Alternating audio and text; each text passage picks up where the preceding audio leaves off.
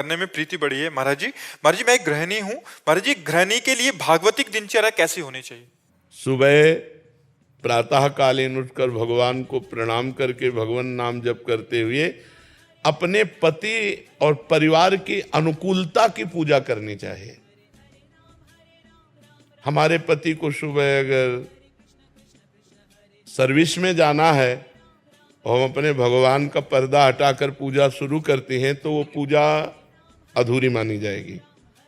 सबसे पहले अपने पति की अनुकूलता। गृहिणी का परम कर्तव्य है अपने पति में भगवान को देखना, अपने पुत्रों में भगवान को देखना। पुत्रों को स्कूल जाना है, पति को सर्विस जाना है, तो सबसे पहले हमारी पूजा की तैयारी होनी चाहिए। अपने पतिदेव को संतुष्ट करके खिला पिला के उनका टिफिन तैयार करके उनको भेजा, पुत्रों को स्कूल भेजा, फिर अपनी दिनचर्या। लेकिन ये दिनचर्या करते हुए हम नाम जप कर सकते हैं। हम रसोई बना रहे राधा राधा राधा राधा, हम सोहनी लगा रहे राधा राधा राधा, पात्र मार्जन कर रहे राधा राधा राधा। तो गृहिणी की सर्वोत्तम पूजा है अपने परिवार की अनुकूल परिस्थिति उपस्थित करते हुए कहीं किसी भी तरह का झगड़ा, कोई परेशानी, किसी भी तरह की असंतुष्टता ना आते हुए नाम जप करते हुए करे। और जब वो चले गए तो अपने ठाकुर जी को उठाया, ठाकुर जी के श्रृंगार किया, ठाकुर जी की सेवा की, इस भाव से चले। वो ये ध्यान रखे कि भगवान सब में है, केवल मूर्ति में ही नहीं है। सास ससुर में भी भगवान है, हमारे पति में भगवान है, और जो परिवार के सदस्य पति के हैं वो भी भगवान के ही स्वरूप हैं। हमारा ऐसा व्यवहार सबके प्रति होना चाहिए, किसी को तनिक भी असंतुष्टता या हमारी चेष्टा से दुख नहीं पहुंचना चाहिए। यही सबसे बड़ी भगवान की पूजा होगी। किसका प्रश्न? बच्चों को डांटती हूँ तो ऐसा लगता है कि उनको दुख ना लग गए। नहीं, ये हमारा कर्तव्य है। जैसे एक शिष्य अपने गुरु के अधीन जो है, तो गुरु का कर्तव्य है कि शिष्य के दोषों को देखकर उसका दंड विधान करते हुए उसे निर्दोष करे। जैसे एक पुत्र पिता के अधीन रहता है तो पिता का कर्तव्य है पुत्र को गुणवान बनाने के लिए आवश्यकता पड़ने पर उसे डांटे, उसे शासन में ले। तो ये कोई दोष नहीं है, ये तो हमारा कर्तव्य है, हमें कर्तव्य पालन करना है।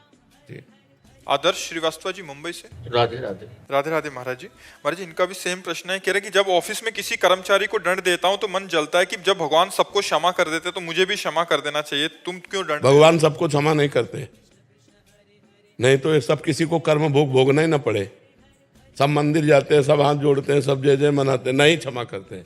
क्षमा तब करते हैं जब कोई आर्त भाव से कि अब लो नसानी अब ना नसो, आज तक किया, हे परमात्मा आज के बाद कदापि नहीं करूंगा और निरंतर नाम जप करूंगा, सही चलूंगा। तो भगवान कुछ दिन देखते हैं और फिर उसको क्षमा कर देते हैं।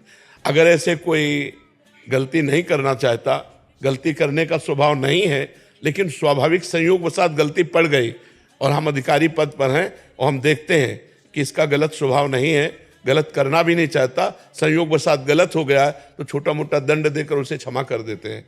या हम आगे उससे गलती ना हो ऐसी बात कह के उसे क्षमा कर देते हैं। लेकिन जिनका स्वभाव ही है अपराध करना, गलतियां करना, उनको क्षमा नहीं करना चाहिए।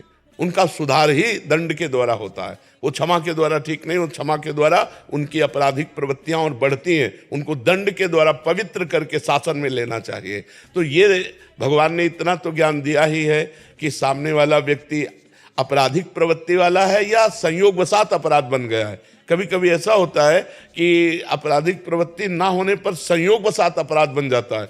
तो संयोगवशात प्रवृत्ति जो नहीं है उसको हमें क्षमा करना चाहिए, लेकिन आपराधिक प्रवृत्ति वाले को क्षमा नहीं करना चाहिए। उसे दंड देना ही भगवान की पूजा है। भगवान ने दंड विधान बनाया क्यों है?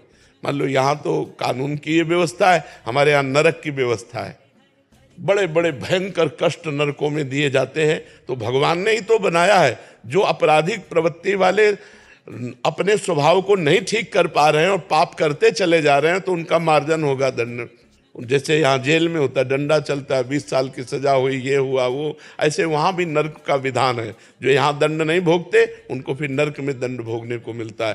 तो इतने कमजोर नहीं होना चाहिए। हर जगह क्षमा नहीं, हर जगह क्षमा काम नहीं करती, कहीं कहीं दंड विधान काम करता है।